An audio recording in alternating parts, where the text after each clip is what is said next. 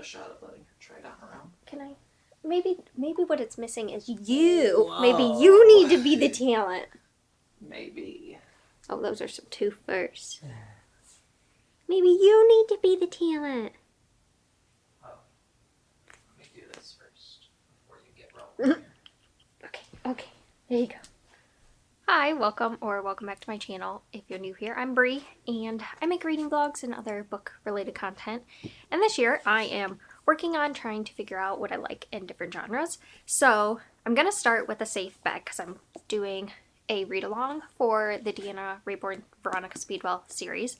And this is the first in the series, and technically, is today the 9th? No, tomorrow is when the first one should be like done by, and I'm on 65 pages. I'm not necessarily doing it very strict, but everyone's just kind of reading them by certain dates. It's Danny from Overflowing Shelf on Instagram is doing the read along, and I just thought it'd be fun to do because it would motivate me to get through the series. So that's the first book I want to get through. And then these are two that just since I picked them up, I just really want to get to them. And the first one is Convenience Store Woman by Sayaka Murata. And this is a Japanese translated story about a woman who works in a convenience store. I just really want to read it. It says it's like basically about a woman who works at this convenience store, and everyone around her feels like she should be striving for more. She should be getting married. She should be doing all these conventional things. And I think she's in her 30s, and she just is happy with the convenience store and just content with the life she's living, but feels that there is a lot of pressure on her for other things. And so it's just about her life and how the mundane can also be normal and good. And so, yeah, I'm excited to get to this one. I think this one's the one I'm most excited about. But then I'm also very excited for Sweet Bean Paste by Durian Tsukigawa. Oh, this one has an off print as well. But this is translated, I believe it's translated from Japanese as well. It's about this guy who has like a criminal record, and I think he's just kind of lost in life. And then I think he meets this older woman who bakes these sweet bean paste pancakes, and they form like a friendship. And I've heard it's just really sweet. It says a charming tale of friendship, love, and loneliness in contemporary Japan. And every time someone's talked about this, I feel like this is something I'm really going to enjoy. And so these aren't too long. I feel like I can get through these this week. And I just love how these covers match. I really wish this one matched. But anyway, so that's my plan. Today's Sunday, and I just want to kind of relax and read and do some house stuff before I start the week. And then I'll take you along for a couple days just while I read these. That's the plan.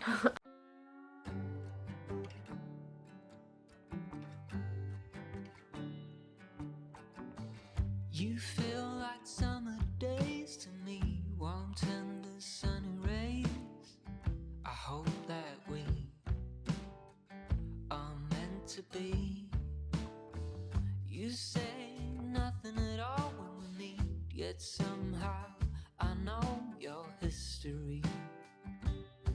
Oh, come what may, I'm ready.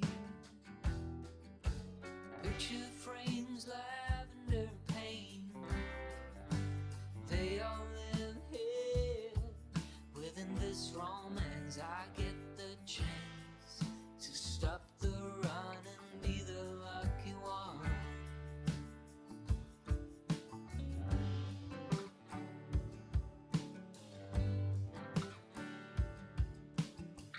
Odd thoughts and some dusty dreams, and we seem to find common ground. Guess everyone's got their own sound. I'm really tired now, but I finished Convenience Store Woman, and I really enjoyed this. I feel like it was such a good exploration into like nonconformity and just not fitting in, and the expectations others put on people to just go and live life in the quote-unquote normal way. And I feel like there was so much to connect with Kiko's character, and just how pressured she feels, but also not just wanting to live her life the way she is happiest, and that just how that isn't okay with other people. And she makes a lot of decisions because of other people's expectations for her, and I really relate to that. And I really liked it. It was very like a simple story with so much kind of complexity in what it was exploring, while also just being about this woman and her job at the convenience store. And so I really enjoyed it. I thought it was a really good book, and I definitely will be picking up more from this author. Yeah, I feel like not many times do I close a book and then just can't find the words to talk about the book, and that's how I feel after finishing this. I just was like silent for a little bit and trying to like get my thoughts together. So sorry I'm not the most coherent about this, but I feel like it really impacted me in a way that I'm having a hard time talking about it. So that's this one. I really am happy I picked it up and read it and got to it, because it's been one I've been really anticipating. So I think the next thing is I'm gonna go for just a fun little break, which is A Curious Beginning. I'm on page 65, and we're just kind of getting into the mystery, and basically it's about Veronica, who is following the death of her like caretakers, her aunts, and one of her aunts had passed previously, and then her final aunt passed, and so she was getting back from the funeral, and her house is broken into, and then she's almost abducted, and this baron kind of saves her and then tells her that she's in danger, and she agrees to go with him. But then she is with his friend Stoker, being like taken care of while the baron kind of gets some of his ducks in a row, and then they find out he's been murdered, and they're gonna try to figure out what's going on.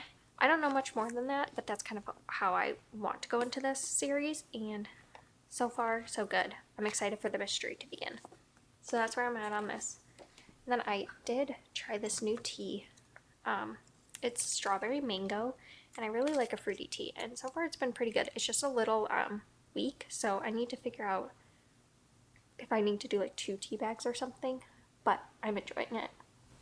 Never cared much about fitting in, what's right or a sin. But as you stand before me, I give in.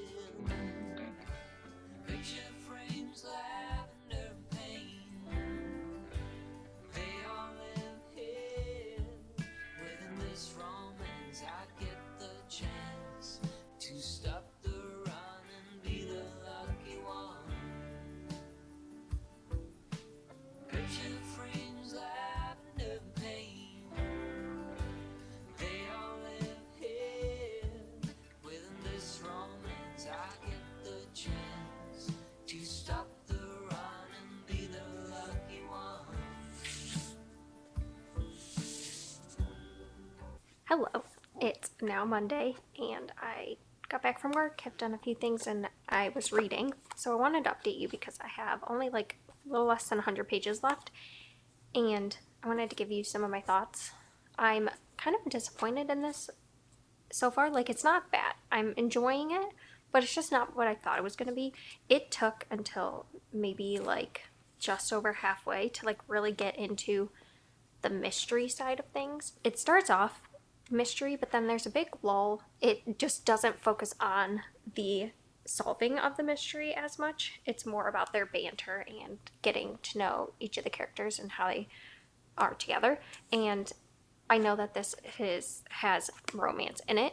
It's like a slow burn romance, so I think it was to build that tension and that repertoire, but I just don't care as much. I'm definitely a mystery first, romance as like the back burner to mysteries. So far this just felt more geared towards like the romance almost side of things. I'm not having a bad time with it. I think I'm just not loving it like I was hoping I would. I think I had a lot of high expectations for this, and it's just kind of disappointing me a little bit.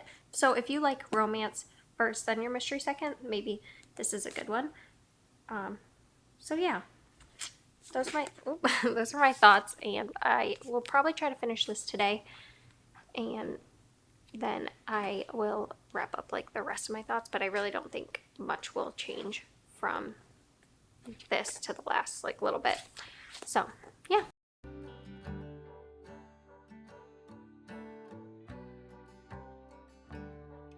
Just tell me I belong.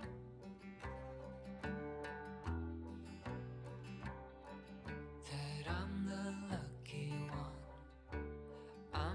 chosen one.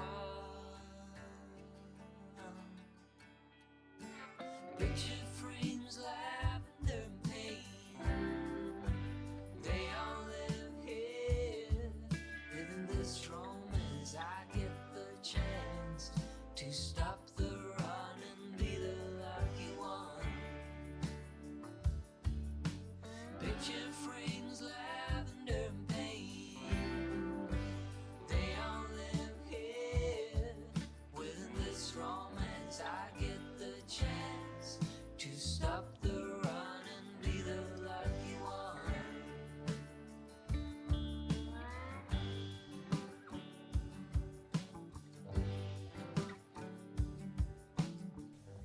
I don't know if you can see Pippi over here. So, sorry for the lighting. It's a bit later and it's the best I can do right now. But I wanted to check in because I think it's been over a week since I checked in. I've just been having the worst time with my chronic illness. I have endometriosis, which most people kind of know as like really bad periods, but it's so much more than that. And it affects me like throughout all of the month.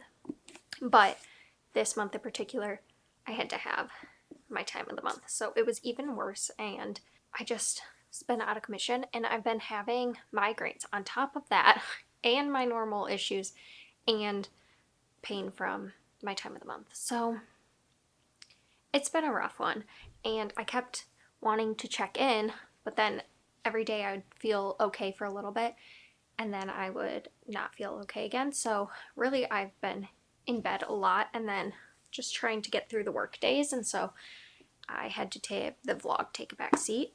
But I have done a decent amount of reading because I have just put on a audiobook for a lot of it.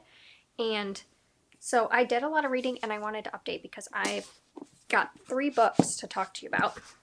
So let's start with Sweet Bean Paste because I had said I was going to read it, and then I read the whole thing and I didn't check in really once because this was at the height of me not feeling good. So this is basically a story about this guy who runs this store where he makes, I think it's pronounced dorayaki, and it's kind of like a pancake filling with a sweet bean paste. And he works there because he was in jail for some time, and his like old boss kind of bailed him out of some stuff, and so he's been working off his like repayment to his boss by working at his boss's store. So one day this woman visits him and she makes like really good sweet bean paste, and he kind of has to decide if he's going to hire her, and it's like their story, and it's a friendship story. There's a lot kind of going on in here.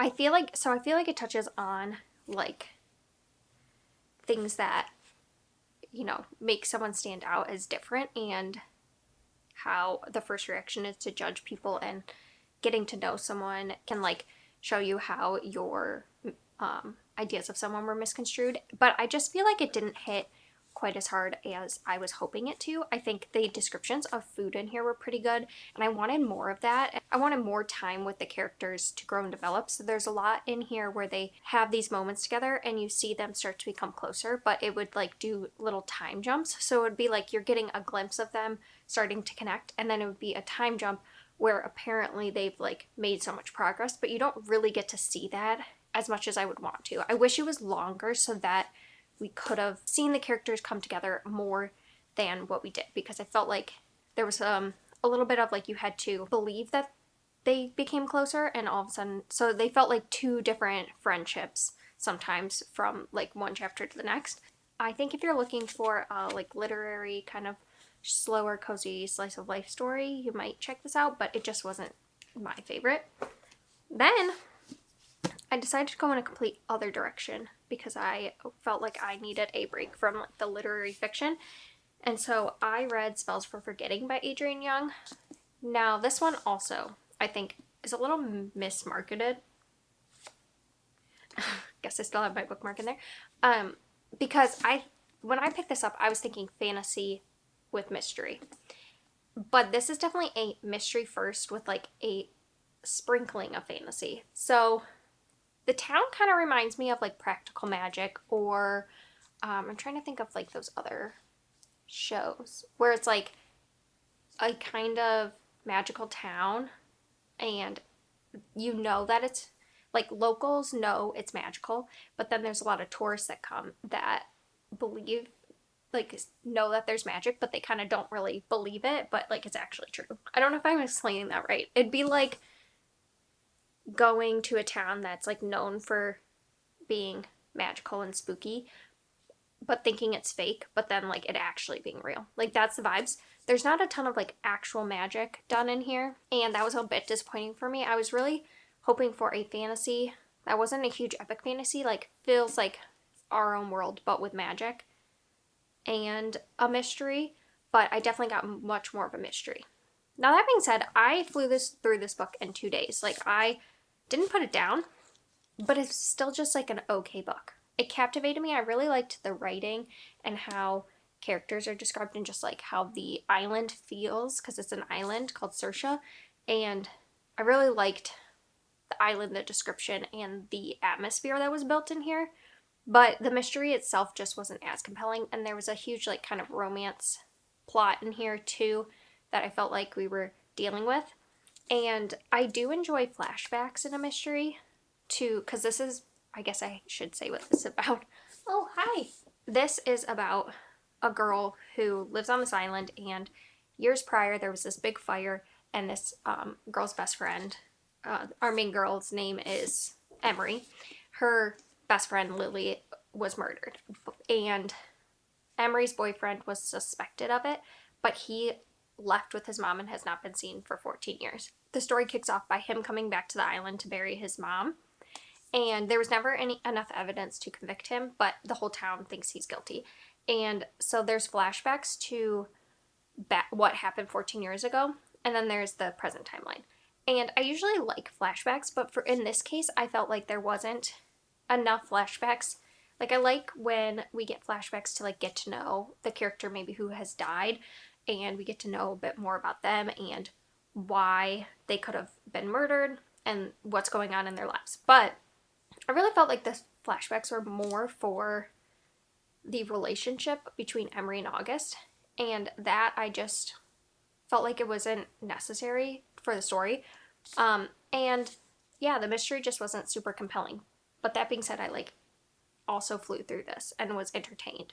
I feel like this is a mystery that I pick up and it's just a easy, fun time that I didn't have to think too hard about, and that was like really what I was looking for, was just a story that was going to suck me in and I was going to be entertained for 2 days, and that was this. So I'm not mad I read it, and I think that it has its audience. I just wasn't in love with it. So the last book that I am currently reading is Emily Wilde's Encyclopedia of Fairies by Heather Fawcett. So I didn't record this, but on Saturday I was able to buy a book because I have a rule. If I read 3 books, I can buy a book. And then I also have anticipated releases. I have about 10 of them that I'm allowing myself to buy, and this was one of them. So I got this, and I got another book called The Spare Man, which is a sci-fi mystery. But I decided to start this because I was so excited. Hold on, my camera's dying. Okay, I hope the lighting's better. Where was I?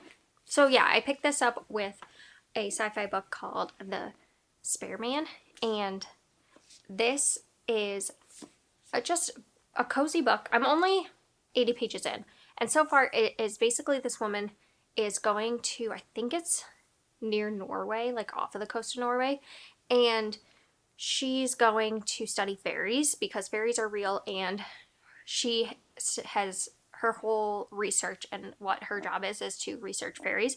So she's writing this encyclopedia of fairies, and she goes to this island to research fairies there because there's not a lot of like known about them in that region, and so she's working on her book. And she gets there, and right now she's just kind of confronting some tension with the townsfolk. And then there's also this guy called Bramblebee who is like her associate, I guess. He's like another professor or another researcher, and he ends up meeting her there, and they have this like back and forth that's pretty funny. And she's very like into her research, like her research is her life, and she is very scientific with it. And so she has like these little footnotes where she'll like talk about like the history of fairies or the theories behind certain things while she's talking about them. So it's a very like research type book. Like it feels a little bit like an academia book, like you're reading about the lore and research of fairies, but you're also getting like kind of a adventure with her. So far I am loving it. The back and forth between the two characters really added, because for the beginning she was kind of alone and it felt a little more academic, and now it's feeling academic with some plot as well, and so it like is combining things I just really love, and I'm really happy I got this. I thought it would be a good cozy fantasy. I think it's going to be a little darker because we're dealing with like fairies and stuff, but I still am so excited because I want more cozy fantasy in my life, and this seems like the perfect one. So I will let you know more when I've gotten further, but I really like it, and I'm listening to the audiobook from the library, and I really enjoy the audiobook as well. So if you are an audiobook reader, you might want to check that one out. Ugh, let me get it out. Hello, we're at my parents' house. It's currently Saturday. We're gonna make some sausages. My mom and dad want to make sausages, so we're gonna do that. And I realized I hadn't updated you, and I want to finish this book today because I'm loving it. I'm on page 155, and so I'm a little over halfway through. And oh my gosh, I think this is gonna be my first, I don't know if it's my first new favorite, but it's going to be a new favorite of the year for sure. Like, it's just everything that I love in a book. It's got a bit of romance. It's got academia vibe that is just like you get to learn about fairies and her talking about fairies and her actually doing research. And I just love that inclusion of it. I love that we're getting to see her. Also, sorry if you're on an angle. I'm in the car and I'm trying to work out the best thing. Maybe I'll move it over. And so, yeah, I absolutely love it. I love the banter between Bramblebee and Emily. And they're just in a ridiculous situation right now. Some people say it can be a bit darker, but so far it kind of is. But it's more just vibes than like the substance being super, super dark to me. And I just love the fairy aspect of it and everything about it. And it's going to be a series, so I'm super excited because I can't wait to keep reading. And I definitely want to finish this today. I think the audiobook is really good too. So that's my update. I'm so, so happy I picked this up. And if you're looking for like another cozy fantasy that's a little more high stakes, I think, than Legends and Lattes, but you're still looking for something, you might check this out because it's so good. So yeah, we're going to go in, we're going to make sausages, and then I will check back later. So I finished Emily Wilde's Encyclopedia of Fairies, and it's definitely a new favorite. For sure, a new favorite. I was watching someone's video, and I can't remember who it was, but they were talking about the difference between cozy fantasy and like soft fantasy, and how the cozy genre is just starting, and that there hasn't been a lot of distinction between, like, cozy fantasy would be like more like Legend and Lattes, where you feel safe the whole time, it's cozy vibes, and you know nothing bad's gonna happen. And then soft fantasy is like got a lot of those cozy elements, but there might be a little more to it, like maybe some on-screen death or things like that, but it's still overall got the cozy atmosphere.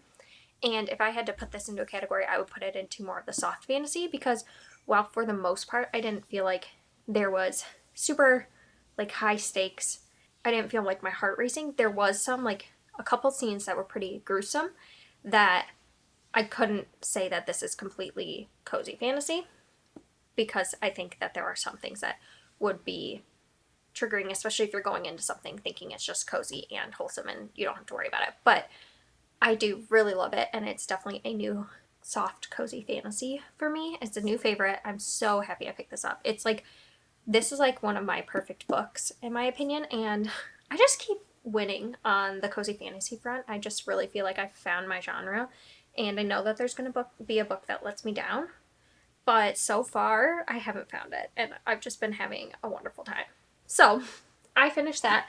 I know this vlog is a little all over the place, and I was feeling kind of down about it, but then I'm pulling out to wrap up everything I read, and I read 5 books.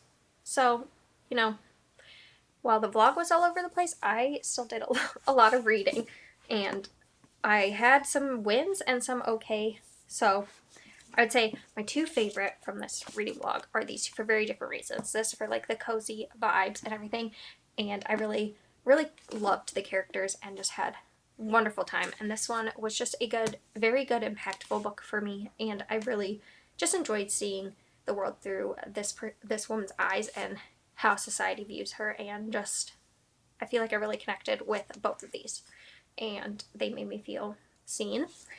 And then these ones I feel like were just fun reads. These two a little more disappointing for me, and this one just wasn't quite the new favorite I was hoping it to be, but I have hope for the series. So yeah, and somehow I read like mainly like almost blue books. I'm gonna wrap up this reading vlog, and yeah, thank you for watching, and I will see you next time.